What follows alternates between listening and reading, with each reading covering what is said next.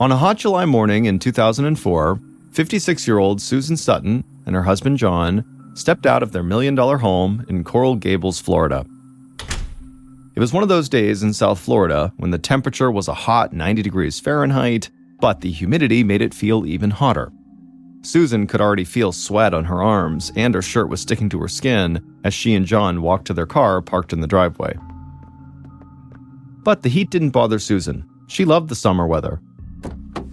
Susan climbed into the passenger seat of the car, and her husband John got behind the wheel.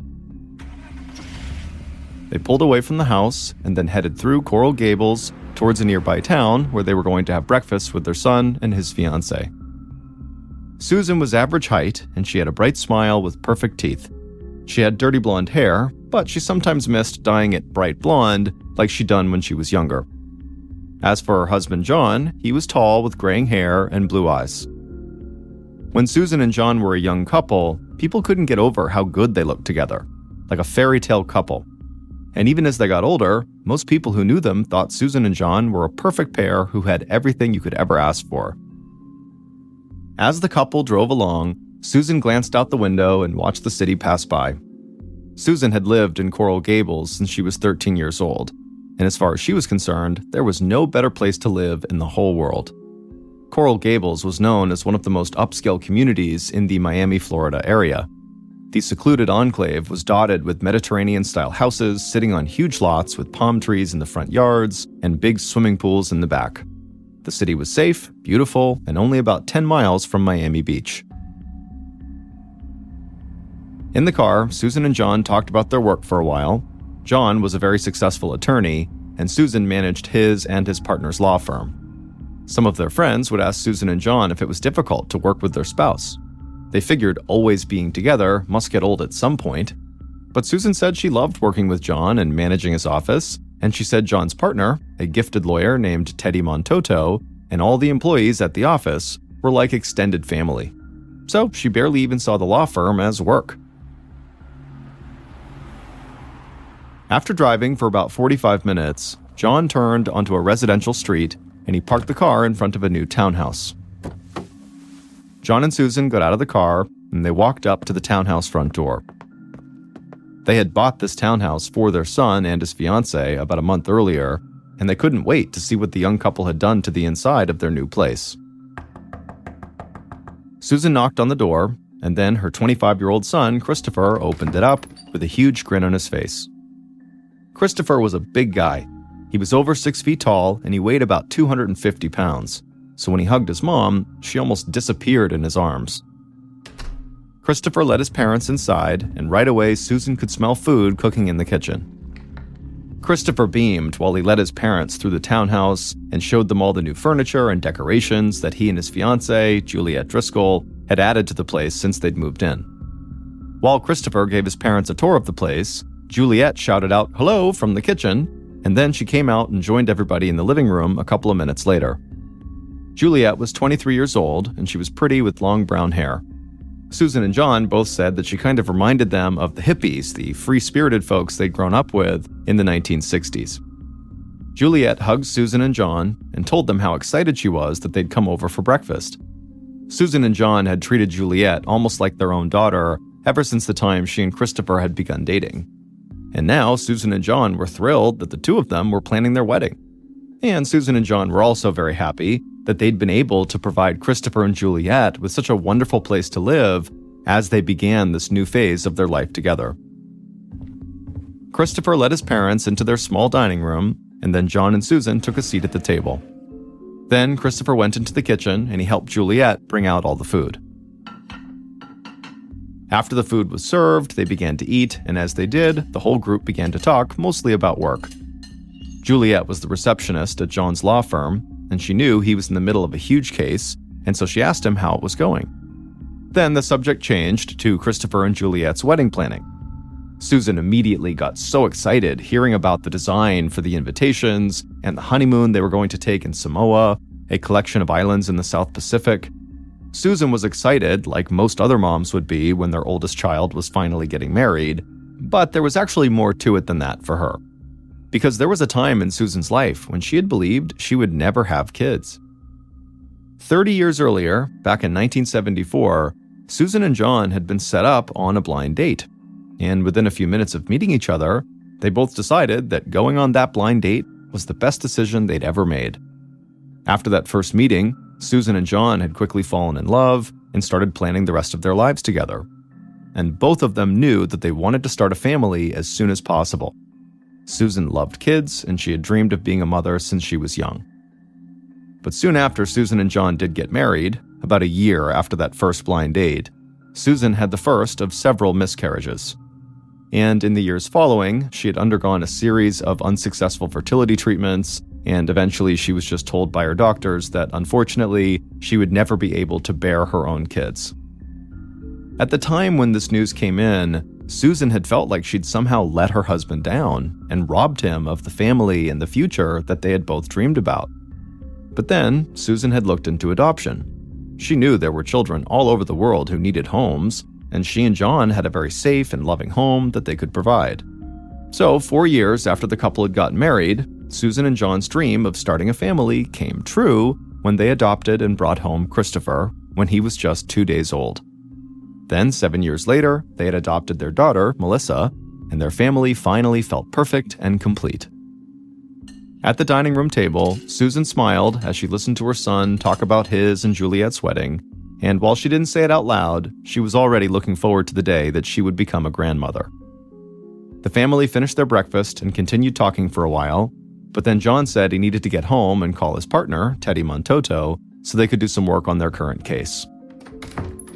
Susan thanked Juliet for the amazing food, and then followed John outside the townhouse back to the car. Later that day, while John worked, Susan thought about going swimming in the pool. But first, she wanted to check on her daughter, Melissa, who had just moved away for her first year of college. So Susan called Melissa, and right away she could tell her daughter was very nervous about her classes that were going to start in a few weeks. Susan and John had always taken their kids' education very seriously, and they had been able to send them to great schools. Christopher had even attended an international boarding school when he was a teenager. So Susan told Melissa she was absolutely prepared for college and that she was going to do great. Then Susan told her daughter that she loved her, hung up, and went into the living room where John was working. She asked him how it was going. John grinned and said it was actually going really well, and he was pretty sure he and his partner, Teddy, were about to make a lot of money. Susan kissed John and said that if that happened, they should definitely have Teddy and everybody else from the law firm over to celebrate. Then she headed upstairs, put on her bathing suit, and went out to the pool. Susan lounged by the pool in the hot summer sun and looked out over the large canal that circled their neighborhood. Being on the canal made the house feel even more like an oasis that was separate from the rest of the world. And as Susan lay there lounging in the sun, she thought about her son getting married and her daughter starting college, and her husband potentially about to win a huge, lucrative legal case, and she wondered if it was even possible for her to be any happier. In the early evening of August 22, 2004, about a month after the breakfast at Christopher's, music and laughter drifted through Susan and John's house. They were hosting a big party to celebrate both Susan's 57th birthday and also John's huge win in court that had made them over $1 million. John walked around the house, pouring champagne for friends, family, and employees from the law firm. At one point, most of the partygoers were gathered in the living room, and John raised his glass. He said he knew people were there to celebrate Susan and himself, but he said he wanted to give a toast to his son Christopher and to his fiancée Juliet, who would soon be his daughter-in-law. And so everyone else raised up their glasses and cheered on the young couple. Then John stepped away from the group and then returned shortly after, but this time with his phone in his hand. He held the phone up, and his daughter Melissa said hello to everybody. Then she wished her mom a happy birthday and said how bummed she was that she couldn't be there. Susan told Melissa that she missed her too, but she said that she was so excited that Melissa was actually starting her college classes now and was really getting into the flow of life in college. Susan hung the phone up, and as she did, she heard a fork clinking against a glass. She looked across the living room towards the sound, and she saw that John's partner, Teddy was now getting ready to make another toast. Once everyone was listening, Teddy stopped clinking the glass, and then he told everyone in the room how lucky he had been to meet John and get to work with him, and how Susan and the kids had made him feel like he was a part of their family. Melissa even referred to Teddy as her godfather. Then Teddy toasted to the birthday girl, Susan, shouted cheers, and downed his drink, and everybody else did the same. The party lasted for a few hours, and then everybody started to clear out. Christopher and Juliet wished Susan happy birthday again, and then they left, and then Teddy and the rest of the law firm employees left not long after them. At about 10 p.m., John headed to the main bedroom to lie down and watch some of the Summer Olympics on TV. Susan got dressed for bed, she kissed John goodnight, and then she walked down the hall to the guest bedroom.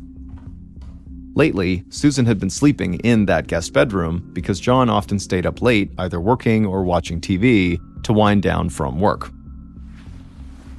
In the guest room, Susan climbed under the covers, and then she put her phone on the nightstand. She was expecting a call. And a few minutes later, her phone rang, so she smiled and answered it. But almost as soon as she had put the phone to her ear, she stopped talking, because she thought she heard something moving around outside of her door. Susan tossed the phone down on the bed next to her and strained her ears to listen, and as she did, a terrified look came across her face. She could hear John screaming from the bedroom down the hall, but before she could get up to see what was going on, her door flung open. And when Susan looked up, she screamed and pulled the covers tight.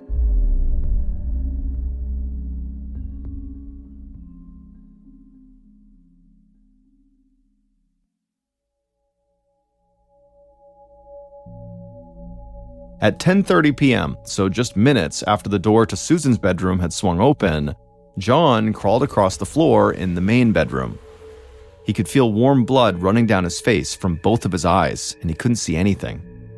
Pain ripped through his face, his arms, his hands, but somehow John managed to grab the bedside table, and he pulled himself up to his knees. He ran his hands along the table and felt his phone. He grabbed it, flipped it open, ran his fingers over the numbers on the keypad, and dialed 911. When the emergency operator picked up, John yelled out that he'd been shot, and then he shouted his address and said he did not know if his wife was okay. Then, with the phone still in his hand, John crawled across the floor to the bedroom door. He grabbed the doorknob and got to his feet. The pain at this point was agonizing, but John stumbled out into the hall and he staggered towards the front of the house, feeling his way along the wall the whole time. The 911 operator said police and paramedics were on the way, but John could barely understand what they were saying. His ears were ringing, his breath was labored, and he felt himself starting to lose consciousness. Minutes later, John made his way to the front door, still unable to see anything, but he reached out and grabbed the doorknob and used whatever strength he had left to throw the door open. Outside, he could hear sirens wailing in the distance as cars and trucks sped towards his house. A minute later, an ambulance pulled up out front, and a Miami-Dade County paramedic leapt out and ran towards the house. The young man couldn't believe what he was seeing. John had multiple open wounds and was losing massive amounts of blood. The paramedic had no idea how John had been able to get to his feet and make it outside considering his wounds. But either way, the paramedic rushed over to John and told him he was here to help, at which point John felt for the EMT and just collapsed into his arms.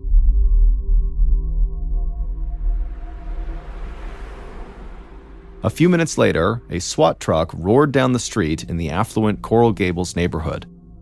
John and Susan's neighbors had already stepped outside of their houses when the ambulance arrived, and they had watched as John was loaded into the ambulance on a stretcher before it sped down the street. Now, most of the neighbors stood there in total shock. SWAT vehicles were not something they were used to seeing. The SWAT truck came to a stop outside of John and Susan's house, and several members of the Miami Police Department SWAT team stepped out. They crouched down low with their weapons in hand and all their tactical gear on, and they slowly approached the front door. When the 911 call had come in, it wasn't clear if there was still a perpetrator on the premises, so police were just not taking any chances, hence the SWAT team. One of the SWAT officers approached the front door and fired a concussion grenade into the house. A concussion grenade creates a really loud bang and bright light, and it can release low-density fragments to temporarily incapacitate anyone who is within the explosion area. After the concussion grenade had exploded, several SWAT officers immediately entered the house and began doing a sweep of all the rooms. 2 officers walked down the hallway towards the guest bedroom. The door was open, and they entered with their weapons drawn. But when they stepped inside that room, all they saw were sheets and a comforter piled up on the bed. One of the officers stepped closer and saw multiple bullet holes in that comforter, and he also saw bloodstains on the wall behind the headboard. The officer leaned over and pulled back the comforter and sheets, and when he did, he kind of hung his head down in respect. Under all those covers and sheets was Susan Sutton, and she was dead. She had been shot multiple times at close range. It was a horrific scene, but it was not just the violence that got to these SWAT officers that found her. Based on the position of Susan's hands and how the sheets and comforter had appeared on the bed, the officers could tell that in her sheer panic and fear, Susan had attempted to hide under the covers like a child to protect herself from her killer. And the thought of that just seemed absolutely tragic. The SWAT officers completed their sweep of the house, and at the end of it, they were certain the killer was no longer on the premises. So the SWAT team headed outside to wait for detectives from the Miami-Dade County Police to show up. But as the SWAT officers crossed the front yard, they heard a car come to a screeching halt not far from the house. And then they saw that car's door fly open, and a man jumped out and began running towards them with a gun in his hand. The SWAT officers jumped into action and shouted at the man to put his weapon down, and this man quickly obeyed, holstering his weapon and raising his hands up into the air. And as soon as he did, one of the SWAT officers rushed over to confront him, to figure out why he was here and why he was brandishing a weapon. The man said he was just there to help because he knew there had to have been a shooter in the house. The man introduced himself as Teddy Montoto, John's partner at the law firm. The officer said he didn't care who he was. He just wanted an explanation of how Teddy could possibly know there had been a shooter inside of the house, because the police had not made any announcements of any kind about what was going on at this property. Teddy looked at the SWAT officer and said he knew there was a shooter inside the house because he'd literally heard gunshots when he was on the phone with Susan Sutton. Later that night, detectives Larry Bellew and Art Nanny of the Miami-Dade County Police stood in the Sutton guest room, staring down at Susan's body. Both detectives were big guys with broad shoulders and barrel chests, and they both looked like they could handle themselves in a fight if they ever had to. Like the SWAT officers who had discovered Susan, it hit these detectives hard that Susan had desperately tried to save herself by hiding under the covers before she was killed. They couldn't imagine how scared she must have been in that final moment, and it made them both just so angry at whoever had done this. When the detectives had first arrived at the scene, they wondered if maybe John had murdered his wife and then failed to kill himself in an attempted murder-suicide. But the detectives had contacted paramedics and doctors at the hospital that John had been taken to, and medical personnel made it clear that John had multiple defensive wounds on his hands and forearms, so they were certain somebody else had shot him. Doctors also told detectives Bellew and Nanny that John had been placed in a medically induced coma because he had been shot in the head. A medically induced coma could help protect John from suffering brain damage if he even lived. So Bellew and Nanny knew that they could not talk to John to try to learn what had happened inside the house that night. Forensics officers and ballistics experts in the room told the two detectives that they had found enough evidence to determine that Susan had been killed by being shot at close range with a handgun. So as the forensics team continued to work, Bellew and Nanny thought they might already have their primary suspect, John's partner, Teddy, who had arrived out of nowhere waving a handgun around.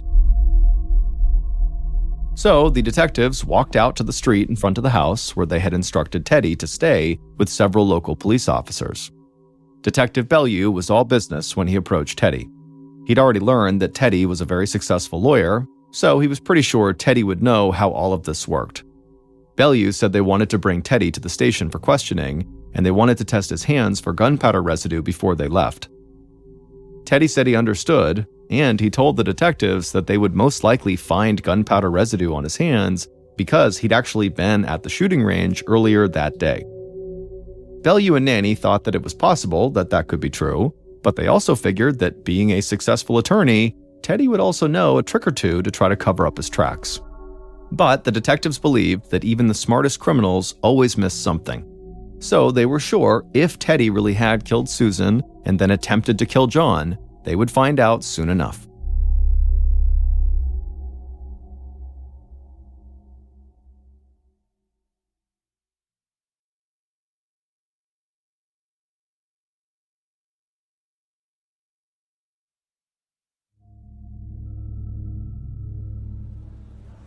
In the early morning of August 23rd, a few hours after Susan's murder, her son Christopher was sitting outside the hospital room where his father was in a medically induced coma.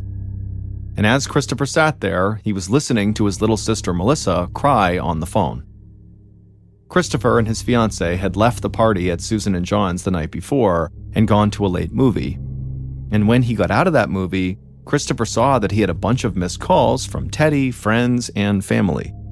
And not long after that, he had learned what happened to his parents. Christopher had at least been with his fiancée when he got the news about his parents, but he felt absolutely terrible that his younger sister was alone in her college dorm room in a place where she really still didn't know that many people. Christopher had always been very protective of Melissa when they were growing up, and even when he'd left the country to go to a boarding school overseas, he'd missed his sister more than anybody else. Outside the hospital room, Christopher listened to Melissa continue to cry on the phone, and as she did, he wished he could do more to comfort her. But Christopher told Melissa that he was still trying to figure out what had even happened and what was going on now, and he said he was really worried that whoever had killed their mom might actually show up at the hospital to try to finish the job on their dad. This sent Melissa into a complete panic, and she began saying she needed to come home right away, but she didn't have her car at school. Melissa said she knew Christopher needed to stay with their dad, so she would call Teddy, the man she referred to as her godfather, to come pick her up. Christopher thought this was a good idea, and he promised Melissa he would make sure nothing happened to their dad while he was there. They said they loved each other and then hung up. Then Christopher went back inside the hospital room to be by his father's side, while Melissa quietly packed a bag in her dorm room and tried to get a hold of Teddy. Melissa's initial calls to Teddy went unanswered because, at that time, he was sitting inside of an interrogation room across from Detectives Bellew and Nanny. The room they were in was barely bigger than a closet. It seemed designed to make people uncomfortable, but Teddy was actually unaffected by it. This was a guy who made a lot of money questioning and cross-examining people in court. He knew the law inside and out, and he almost always felt like he was 2 or 3 steps ahead of anybody he was talking to. But Teddy also respected law enforcement. He had relied on them throughout his legal career, so he did his best to be polite and attentive as the detectives questioned him. Bellew started by asking Teddy again why he had shown up at the Sutton house carrying a gun. Teddy said he had been talking to Susan on the phone about work when he heard, on her end of the phone, gunshots. He said Susan and John were like his family, so all he could think to do was just rush to help them if he could. The detectives nodded as Teddy talked, but they still were not sold on his version of events. They thought it was possible that Teddy could have attacked Susan and John and then rushed out of their house and then magically returned to the scene soon after trying to play the hero so police wouldn't suspect him. At some point, Bellew asked Teddy about his business relationship with John. He wanted to know if there were any financial issues between the two men. Also, Detective Bellew knew they were dealing with victims here who were multimillionaires, so a dispute about money had to at least be considered as a potential motive. But Teddy didn't miss a beat. He said he owed his entire career to John, and they both helped each other make a ton of money, so there were no financial issues at all between them. Detective Bellew just sat there and stared at Teddy. He had nothing against Teddy, and he wasn't ready to just declare Teddy guilty or anything, but it was clear that Teddy thought he was in total control of this interrogation. So Bellew wanted to take advantage of what seemed like Teddy's arrogance. Bellew asked Teddy if he would take a polygraph test, which would make it easier for police to cross him off their list, and Teddy agreed. So Bellew and Nanny stepped out of the room, and they began talking about how the interrogation was going as they went to go arrange for this polygraph test. Both detectives thought Teddy was the kind of guy who would believe he could beat a polygraph even if he was lying. But they were pretty sure if Teddy was lying, the test would catch him. Later that morning, Teddy would sit for his polygraph test. And afterwards, as detectives Bellew and Nanny went over the test results with the examiner, they were taken aback. It appeared that Teddy had told the truth on almost all of the questions he had been asked, but there were a series of questions that Teddy had almost definitely lied about when he had given his answer, and all of those questions had to do with Susan. Bellew didn't waste any time. He approached Teddy in the interrogation room, he leaned in close and said they knew Teddy had just lied on that polygraph test, and for the first time, Teddy's entire attitude changed. The confidence and bravado disappeared, and he slumped forward in his chair. Then he looked up at Bellew with a pained expression on his face, and in a quiet voice, he said he had betrayed his best friend. He said that he and Susan had actually recently begun sleeping together. Bellew immediately turned to Nanny. They didn't have to say anything to each other, because they both knew a love triangle could be an even stronger motive for murder than money. There was a chance that Teddy, John, and Susan had gotten into a fight that got completely out of control, and that's how people got shot. Or maybe Teddy had flown into a jealous rage and just decided to kill both of them. At this point, Teddy knew the detectives were highly suspicious of him. And so he said point blank that he had nothing to do with the attack on Susan and John. He might have been a bad friend, but he loved them and their kids dearly. And later that day, police would release Teddy because they didn't have enough evidence to hold him at the time. However, they made it very clear to him that he should not leave town. Teddy said he understood, and he said despite what they think, he still wanted to help the investigation. Once Teddy was gone, Bellew and Nanny shifted their focus to the murder weapon. Susan had been killed with a handgun, and if it matched Teddy's gun, they would know they had their killer. They just had to find that gun. But over the next couple of days, as forensics officers updated the detectives, they discovered that Susan had been killed with a Glock 9mm pistol, and at that point, they could not connect that weapon to Teddy. Still, detectives Bellew and Nanny felt if they kept digging, there was a good chance they'd be able to place Teddy at the scene of the crime with that weapon in question. So they were still confident they had a strong suspect in the case.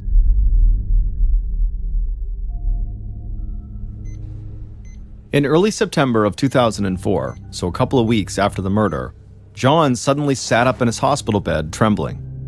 He had recently come out of his medically induced coma, and doctors had told him that one of his eyes had been removed, and in his other eye, the optic nerve had been severed, which meant he was blind. Now, John had accepted that he would be blind for the rest of his life, and so he couldn't understand right now why he was seeing someone dressed in all black lurking in the corner of his hospital room. The person in black began to move forward, at which point John began to thrash around in his bed and he screamed as loud as he could, but the person in black was unaffected. They just kept moving closer and closer to John's bed. And then when they were right next to John, the person in black raised a gun and aimed it right at John. John screamed over and over again, and he tried to force himself out of his bed, but he just couldn't do it. And then John felt someone grab him, and he screamed and shook even more. But then John heard several people yelling his name and trying to get him to calm down, and he realized the person holding him was one of his nurses, and that she and several other members of the hospital staff were telling him that he was okay, and that nobody had been in the room with him. He was all alone. After several minutes, John did calm down, but he was convinced that Susan's killer had been in the room with him and that they had come back to finish the job and kill him. So John demanded to speak to the police. Later that day, detectives Bellew and Nanny headed to the hospital to meet with John. Neither of them believed the killer had actually been in John's room. They had spoken to John's doctors, so they knew the medically induced coma, the medication John was still on, and the recent loss of his sight could all lead to hallucinations. But the detectives also thought John might be starting to remember who had attacked him. So when they met with him in the hospital, they didn't write off what he was saying about the attacker coming into his room. Instead, they asked him questions about what this person in black looked like. Is there any sort of description you can give? Because they were thinking that maybe what he was really remembering was actually the real attacker. And the detectives were thinking the real attacker was very likely his law partner Teddy, and so trying to get some sort of description from John that sounded like Teddy seemed like movement in the right direction for the investigation. However, John would say he really didn't have a good description of this person in black, and he just couldn't recall who the attacker was who killed his wife and tried to kill him. But John would say he knew it was not Teddy. Teddy was not their attacker. John would say, from what he could recall of the night of the attack, that Teddy just seemed shorter than the attacker, and also the attacker seemed to move a lot faster than Teddy could. After telling the detectives the little he thought he remembered about the person in black / the attacker, John demanded to be let out of the hospital. He said it was no longer safe for him to be there, that this attacker was going to come back and kill him. Doctors, nurses, and the detectives tried to reassure John that he was safe at the hospital and that he still needed more time in the hospital to recover. But John wouldn't hear it. And even his kids, Christopher and Melissa, who by this point had made it home, could not convince their father to stay in the hospital when they got there. So, against doctors' advice, John checked himself out of the hospital and went to stay with Christopher and his fiancée in their new townhouse. And almost immediately after moving in, John would tell his daughter, Melissa, to just go back to school, and John would begin to talk about how he needed to get back to work. John said his wife would not want the family to put their lives on hold just because she was gone. Leaving the hospital that day, Detectives Bellew and Nanny had been a little shocked by what they had seen. But after what John had experienced, they understood he would be in fear for his life until they found Susan's killer and put them away. And even though John said he was sure Teddy was not the person who had attacked him and his wife, the detectives still considered Teddy their main suspect. They just altered their theory about what could have happened a bit. They thought Teddy might have hired someone to do his dirty work for him, and that Teddy had been on the phone with Susan at the time of the murder just to make sure whoever he had hired had done their job. But even with the information on Teddy and Susan's affair, Teddy's failed polygraph test, and cell phone records that proved Teddy had been on the phone with Susan when she was killed, police still didn't have enough on Teddy for a murder case to hold up in court. So they spent the next several weeks looking for the Glock 9mm that had been used to murder Susan, and searching for this mysterious person in all black that John had claimed was in the hospital room with him. But Bellew and Nanny still knew there was a chance this person in black could have simply been a figment of John's imagination.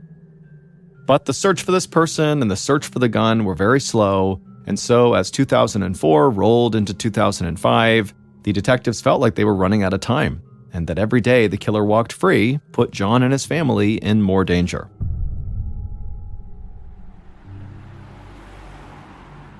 On March 16, 2005, almost 7 months after Susan's murder, Detectives Bellew and Nanny raced towards a small town less than an hour away from Coral Gables. They had gotten a call from local police who had just busted a petty drug dealer on a marijuana charge, and it turned out the dealer had a criminal record, including a recent charge for threatening 2 people with a Glock 9mm pistol. When Bellew and Nanny had gotten the call, they did a quick background check on the drug dealer, and they became convinced the drug dealer was connected to Susan's murder in some way. Bellew and Nanny arrived at the local police station, and an officer led them to a small interrogation room where this drug dealer was waiting for them. And after only a few minutes, and with almost no push from the cops, this drug dealer made it very clear to them who they thought killed Susan Sutton.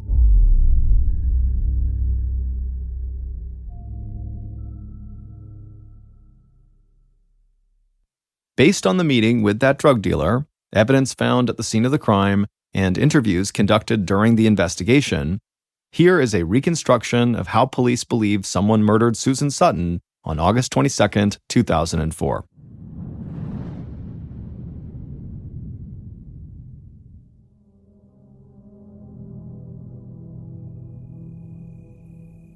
On that August day, at around 10 p.m., the killer walked through the shadows down the street towards Susan and John's house.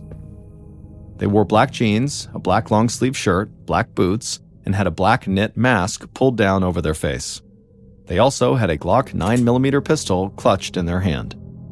The killer glanced at the large houses that line the street and imagined all of the stuff inside of them that must be worth stealing. But the killer had a mission to accomplish, so they turned their eyes back to Susan and John's house. A few minutes later, the killer crouched down as low as they could and ran to the side of Susan and John's house.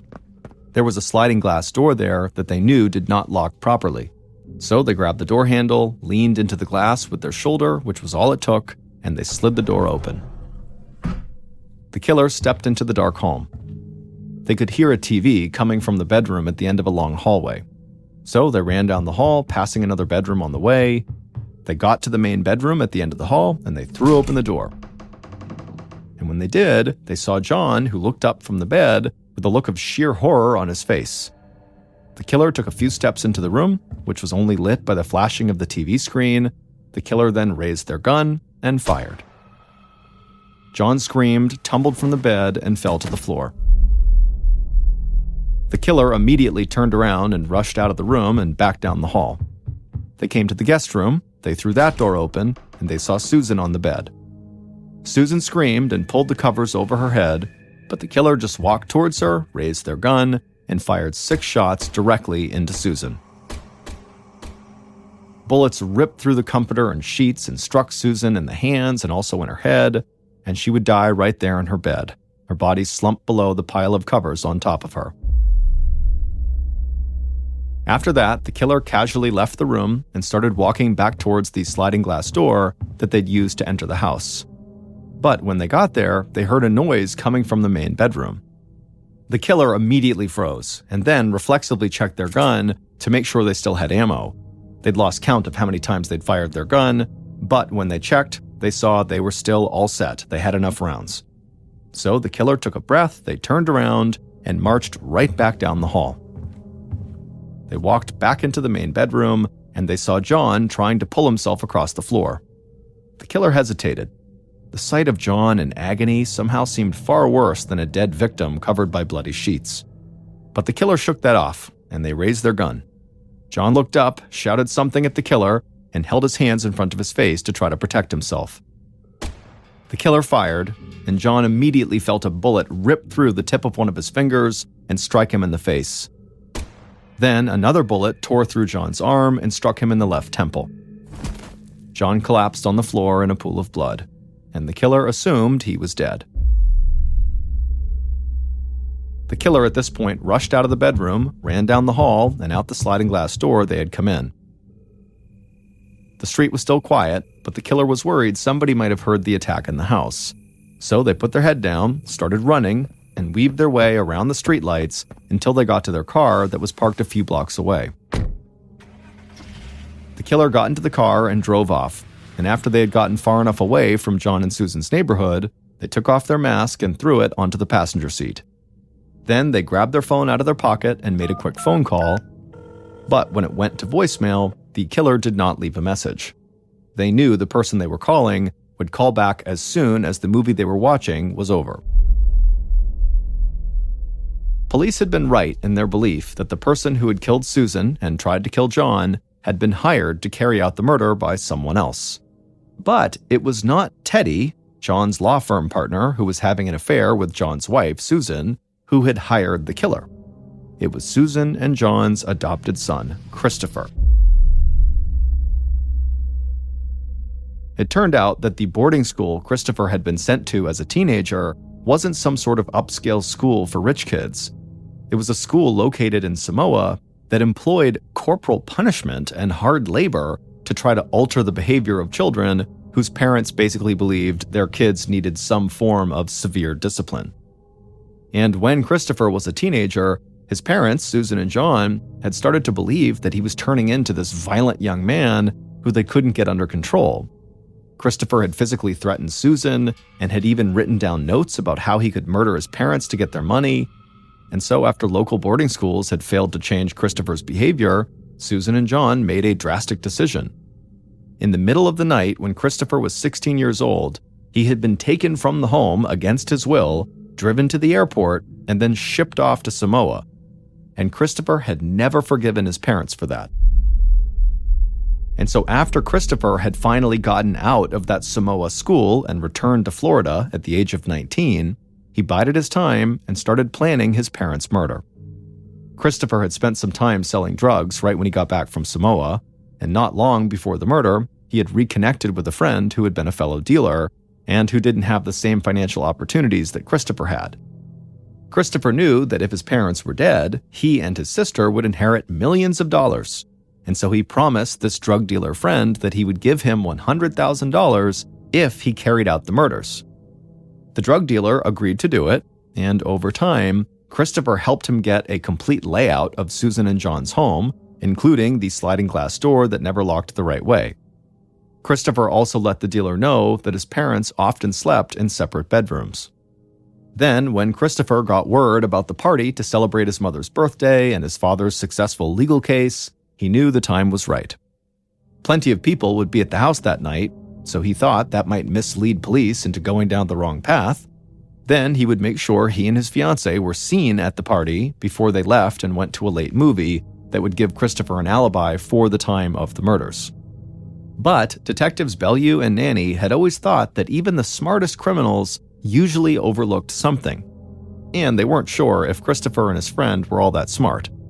Because when Christopher's drug-dealing friend/hitman got busted on the drug charge, police discovered that he had called Christopher multiple times every day for months, starting just minutes after Susan's murder.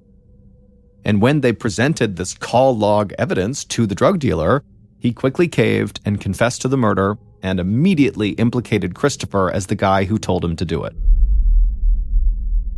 Then Christopher's fiancée admitted to police that Christopher had been talking to her about wanting to murder his parents since right after they met. She just never thought he would go through with it.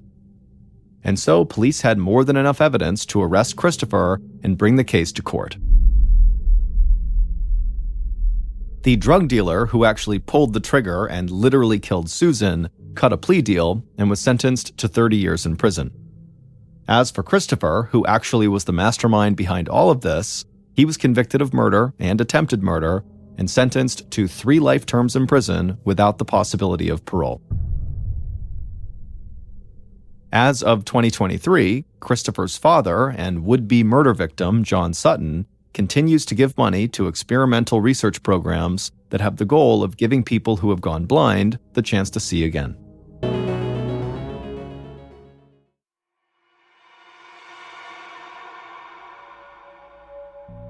In January of 1997, a very accomplished and Ivy League-trained American chemist named Karen Wetterhahn started experiencing tingling in her lower extremities. Now, it was uncomfortable, but it wasn't enough discomfort to warrant going to a doctor or really being concerned about it. She figured it was just something kind of minor and it would go away on its own. But shortly after this tingling began, Karen started noticing she was having balance issues. She would be walking down the hallway at the university where she worked when inexplicably she would just lose her balance and start stumbling and would either fall to the ground or would have to lean up against the wall to steady herself. She tried to convince herself that she was just being clumsy or that she was just really tired and that's what was causing it. But shortly after these balance issues presented themselves, Karen was hit with a host of other health issues. Her speech became awkwardly slow and slurred. She began hearing this white noise ringing in her ear that just wouldn't go away. And her field of vision drastically narrowed to the point where it was like she was looking through 2 toilet paper rolls. Karen's husband brought her to the hospital where she underwent this very lengthy and involved examination, which involved spinal taps and brain scans to try to figure out what was going on because at first, none of the doctors had any idea.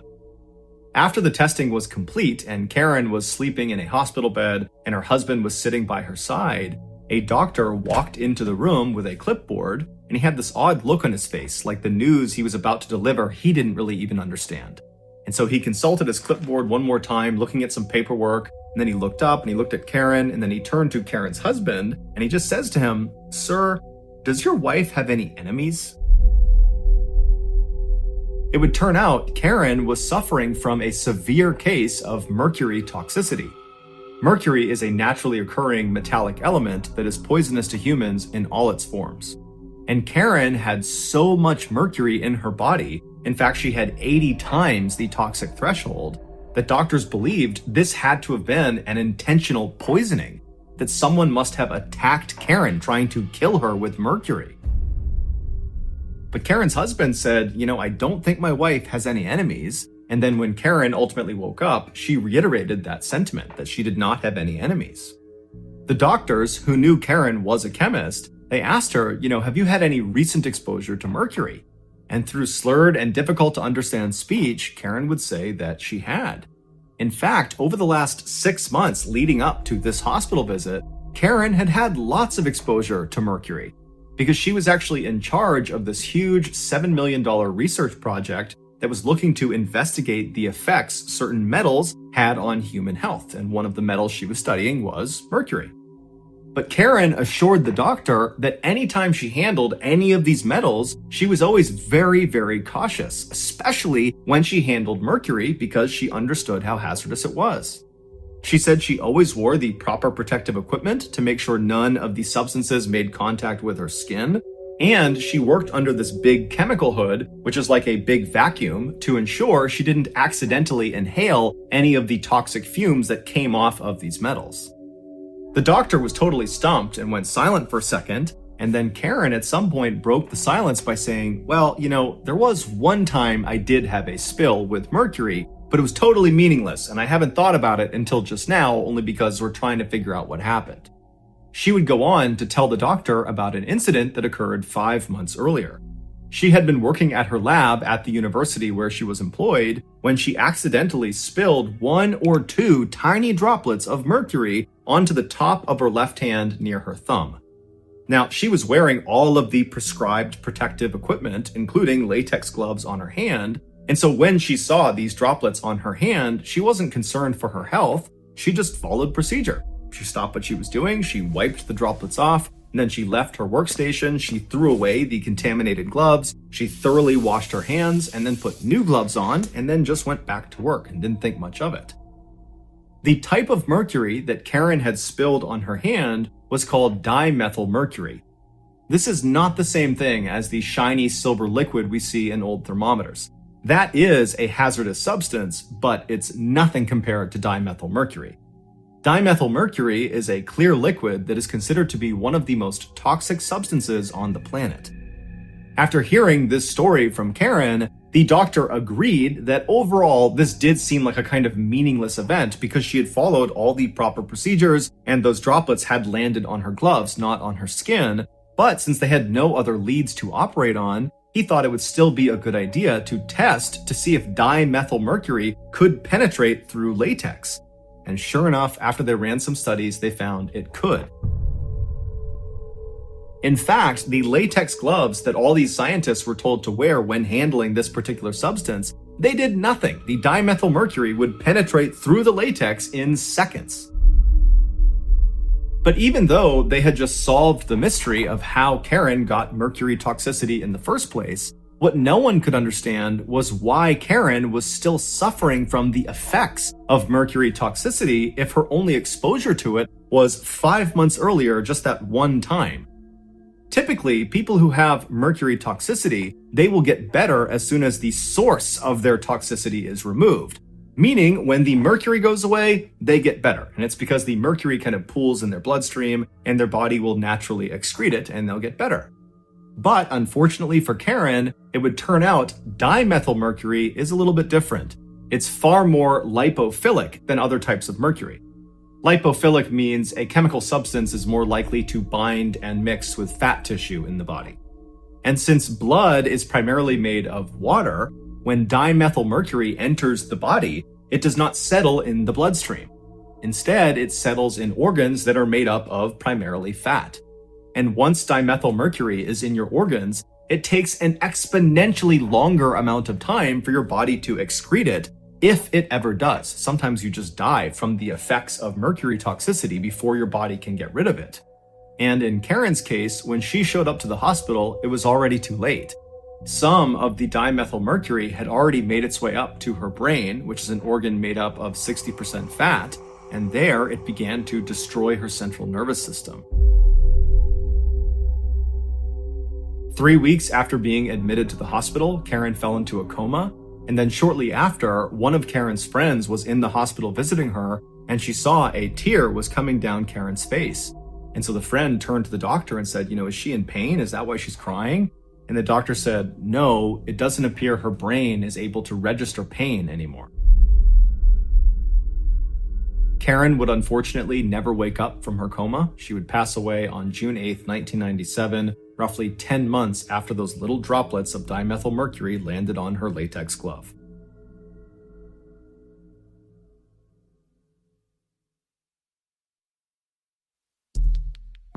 The next and final story of today's episode is called Unknown Unnatural Hazard.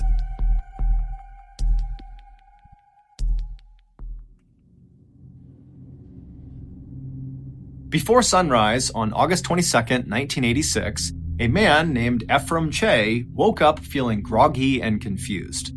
As he lay in his bed inside of his small mud brick house perched up on a cliff, he tried to remember what happened the night before. He didn't know why, but he knew, something happened last night. I gotta remember it. But as he lay there kind of jogging his memory, he felt like there were holes in his memory, like he couldn't quite piece together what had happened the day or night before. However, there was one thing he distinctly remembered about the night before, and that was at some point he had heard one really loud boom of thunder outside.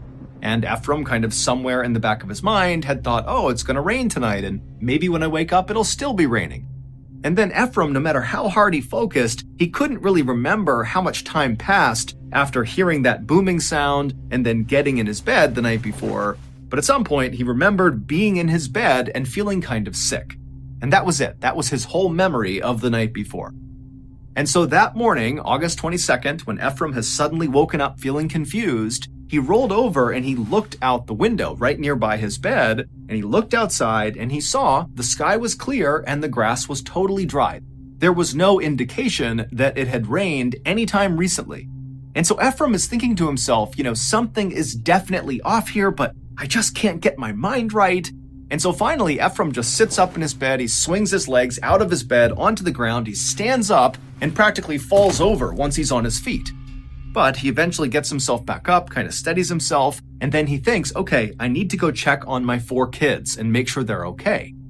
But the second Ephraim began to move in his house, it was like his body didn't obey his mind. Because moments later, instead of checking on his kids, Ephraim had wandered out his front door and was just standing out in front of his house, just kind of staring off into the distance, having no idea why he walked out there. The village where Ephraim lived was called Nios, and Nios is extremely rural. There's no electricity, there's no running water, and there's no paved roads for miles. The village is actually split into 2 parts. There's Upper Nios and Lower Nios. Ephraim lived in Upper Nios, right near this big, beautiful lake called Lake Nios, but the majority of villagers lived in Lower Nios, which was below the lake. So that morning, after Ephraim kind of found himself standing outside of his hut for no reason, he began looking around in hopes that other people would be out and about in Upper Nios, where he lived, so he could go talk to them and try to figure out what was wrong with him or, what was going on generally. But as he scanned around Upper Nios, he saw there was not another soul anywhere. He was it. He was the only person walking around. So, without giving it much thought, Ephraim decided he would just start walking down towards Lower Nios to try to talk to someone down there. And so he left his hut and he began walking down the hill that would take him to Lower Nios. After Ephraim got about halfway down this hill, right when he was near Lake Nios, he stopped because suddenly he became totally aware of the fact that the world was totally silent. Normally, the baboons in the nearby forest would be barking and insects would be humming and birds would be chirping, but now it was just completely, totally silent.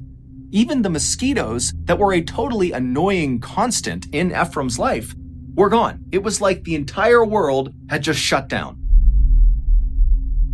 And as Ephraim is looking around, wondering what is going on here, he hears off to his right, over near the lake, a woman shrieking at the top of her lungs. And so Ephraim whipped his head in the direction the screams were coming from, and he saw there was this woman about 100 feet away. She was a local, and she was looking right at Ephraim, and she was barely dressed, and she was ripping the rest of her clothes off, and she was just screaming. And so, acting on instinct, Ephraim immediately turned and just started running towards this woman. And as he's bounding towards her, getting closer and closer, he's starting to notice there's these strange shapes on the ground kind of near this woman. But as he was staring at them, he just couldn't quite place what they were. But when he got about 20 feet away from this shrieking woman, he stopped again, because he realized the shapes on the ground were this woman's entire family. They were all just laying on the ground as if they were sleeping. And near them was all of their cattle, also just laying on the ground as if they were sleeping. But as Ephraim stared at each of these people and each of these animals on the ground, he saw there was some blood around their noses and their mouths, and he realized no person who's sleeping would be that still. These people are all dead. These animals are all dead. And so standing there, Ephraim turned his attention from the bodies back to this woman who had dropped to her knees, and she was grabbing her father's arm and yanking on it and screaming for him to please wake up. But Ephraim could tell there was nothing she could do. Everyone was gone.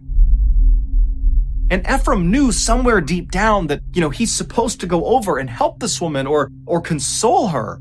But suddenly this wave of fear came over him, the combination of having no idea what's going on, his mind really wasn't working still, and now seeing all these dead people, it was like he just couldn't handle it. And so even though he felt terrible about this, Ephraim took one last look at this very distraught woman and her deceased family, and he turned and he ran away. And when he got back to the main trail, he continued downhill in the direction of Lower Nios.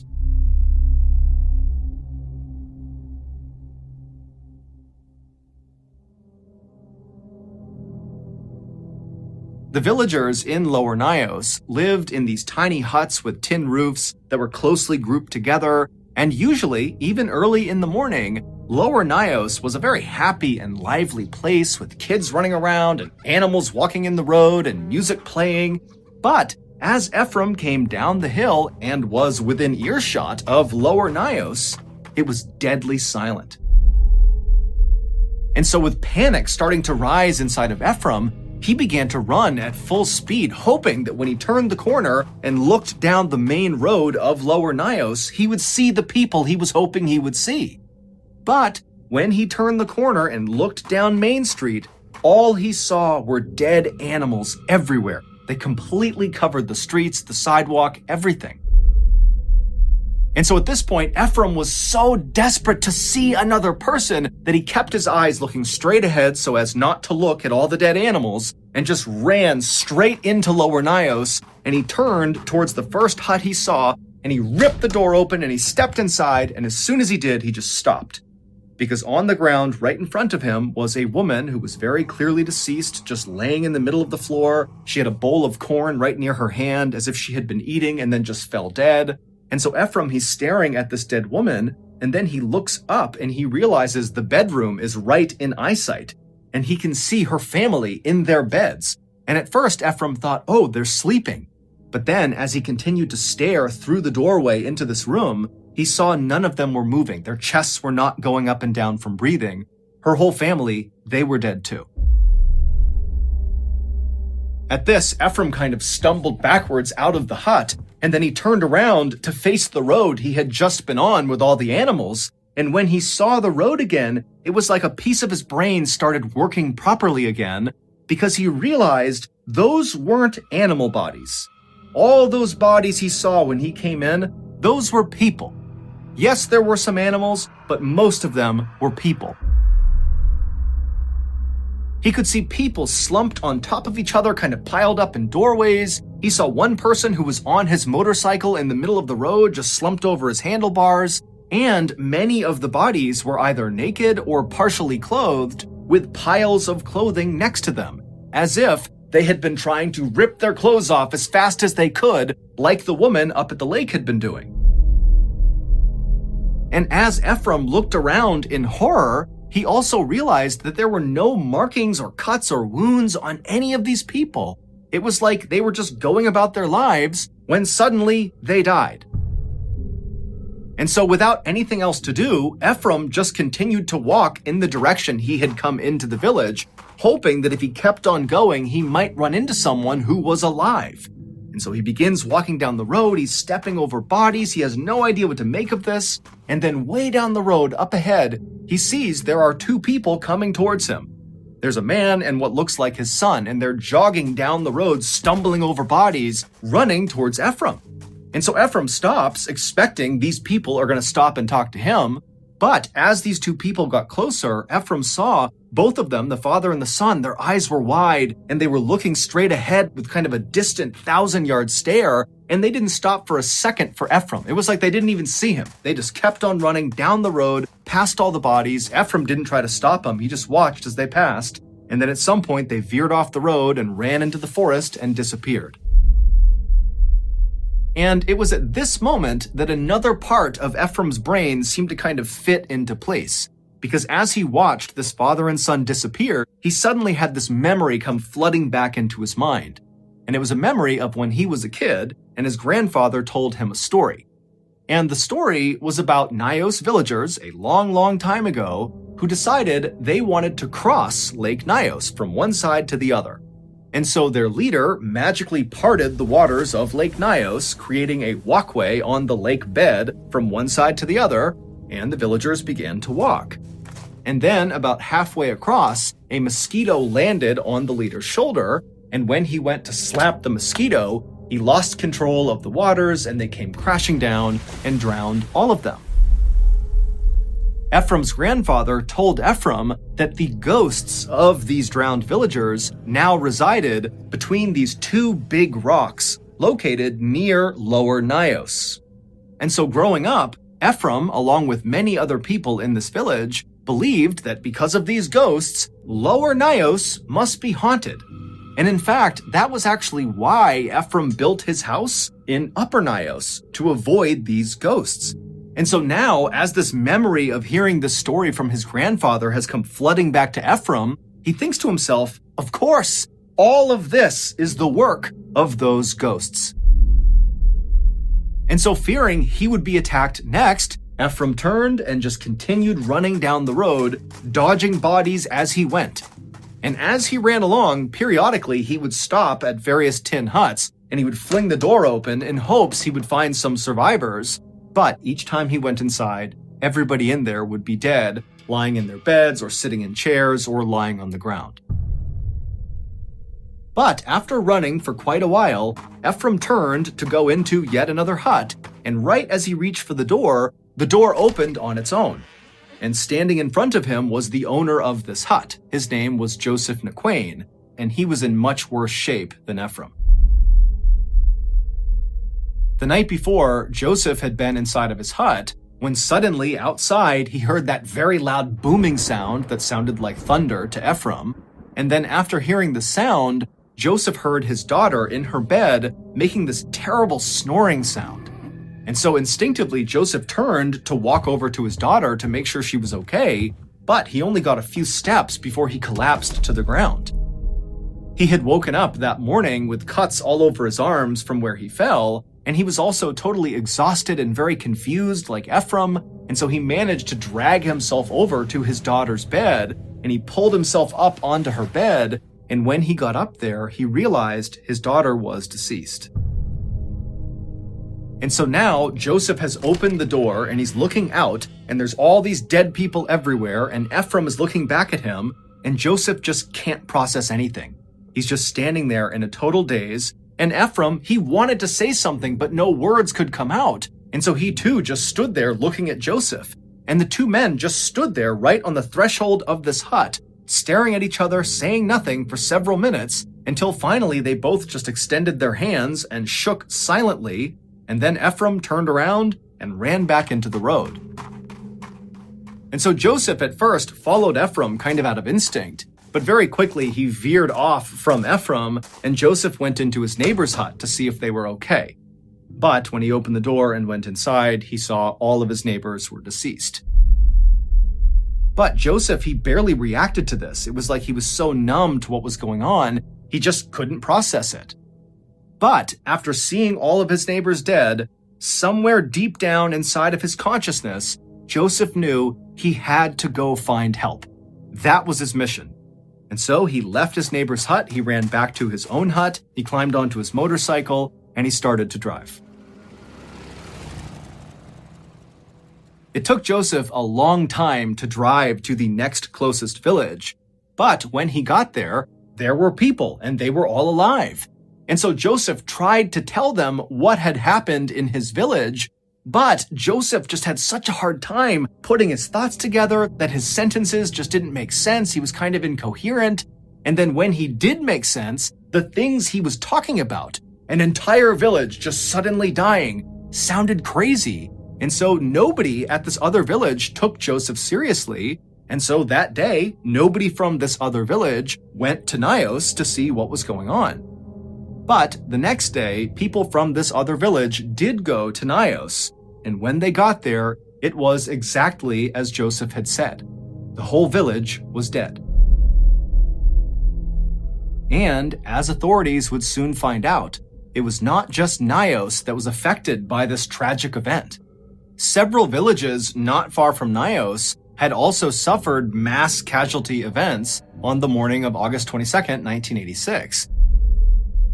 And soon, news of these strange mass death events in West Africa were making the news all over the world. And so on August 25th, 3 days after this terrible event, an American scientist named Joseph Devine turned on his TV and saw the news coming out of West Africa. The newscasters were totally baffled about how this could have happened, and no one can figure out what killed these people. And Devine is just staring at his TV in shock, and then he turns, runs to his phone, and he calls his contact at the US government and told them, "You gotta send me to Nios." And because his contact knew Devine's background, he immediately said, "Yes, I'll get you on a flight as soon as we can."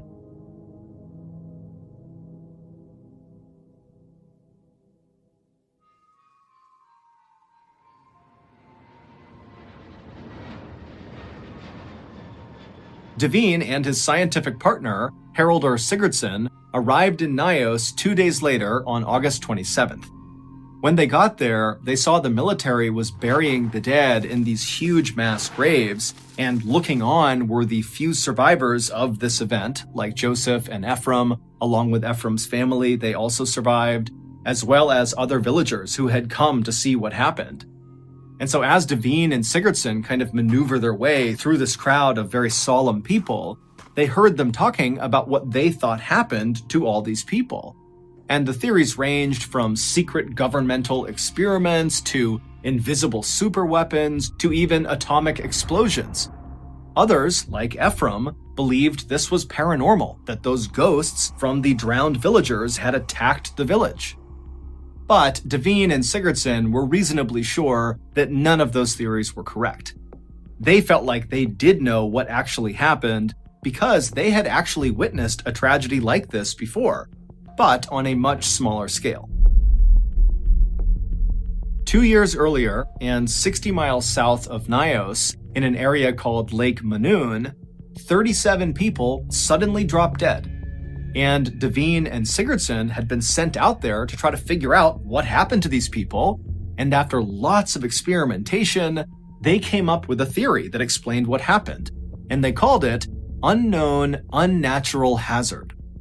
They tried to warn people in the area that this could happen again, and in fact, Sigurdsson had written an entire scientific paper about this theory and submitted it to a prestigious science journal, but nobody took Devine or Sigurdsson seriously. What they were proposing sounded made up, it sounded preposterous. But now, in Nios, it looked very much like their unknown, unnatural hazard had happened again. Devine and Sigurdsson would leave the group of people watching this mass burying take place, and they would make their way up the hill to Lake Nios, where they would immediately get to work taking water samples from deep inside the lake. And after capping these samples, the lids began popping off. And that was the moment that Devine and Sigurdsson knew their unknown, unnatural hazard theory had to be correct. Lake Nyos is not your typical lake. It is a crater lake, which means it sits inside of a volcanic crater, which is a big, deep, bowl-like pit that was formed from a past volcanic explosion. And because of this volcanic activity, there is carbon dioxide in Lake Nyos. A lot of carbon dioxide. Carbon dioxide, or CO2 for short, is an odorless, invisible gas that we actually breathe out when we exhale. Now, if you inhale a little bit of CO2, that won't hurt you. If you inhale a little bit more, like a medium amount of CO2, you could feel dizzy and nauseous, your skin will start to feel like it's on fire, you'll have rapid breathing. It'll be horrible, but you'll most likely survive if you stop breathing CO2. And if you breathe in a ton of CO2, you're dead. The CO2 in Lake Nyos had been trapped at the bottom of the lake for as long as anyone knew. But on the night of August 21st, 1986, something happened that caused that trapped gas to be released. Now remember, on that night, August 21st, Ephraim recalled hearing what he thought was thunder outside, and also Joseph would recall hearing a loud booming sound that night. Now, we don't know exactly what that sound was, but it's safe to say that that noise, whatever it was connected to releasing the gas. Maybe it was the sound of a rock slide and big rocks plummeted into the lake and hit the lake bottom and freed the gas that way. Or maybe it was just an actual volcanic eruption inside of the lake. Whatever it was, when the CO2 was freed, it bubbled to the top like it bubbled and popped off the lids of their sample tubes, and when it reached the top of the water, it kind of formed a cloud above the lake. Now, we can't see the cloud, but you can imagine a big cloud, and then this toxic CO2 cloud kind of rolled its way down the hill towards Lower Nyos and other villages in the area. And when this big toxic cloud began coming in contact with people, with animals, and insects, virtually all of them died. As for the few who survived, like Ephraim and his family and Joseph, they were left feeling horribly confused, disoriented, nauseous, totally dizzy from CO2 poisoning. But when they finally were able to get away from Nyos and breathe fresh air, the effects of CO2 poisoning wore off and they were okay. This deadly CO2 phenomenon was exactly what happened on a much smaller scale 2 years earlier at Lake Manoon. It was the unknown, unnatural hazard that Devine and Sigurdsson had tried to warn people about. The official death toll of the Lake Nyos disaster was more than 1,700 people and more than 3,500 livestock, although exact numbers will likely never be known. Today, people have moved back into Upper and Lower Nyos, including Ephraim, despite the fact that authorities have said that lake is still very dangerous and another unknown unnatural hazard, aka a CO2 disaster, could absolutely happen again.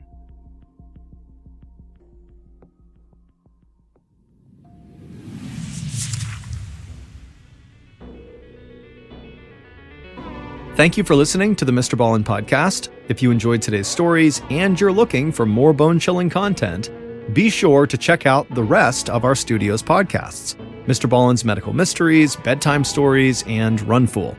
Just search for Ballen Studios wherever you get your podcasts.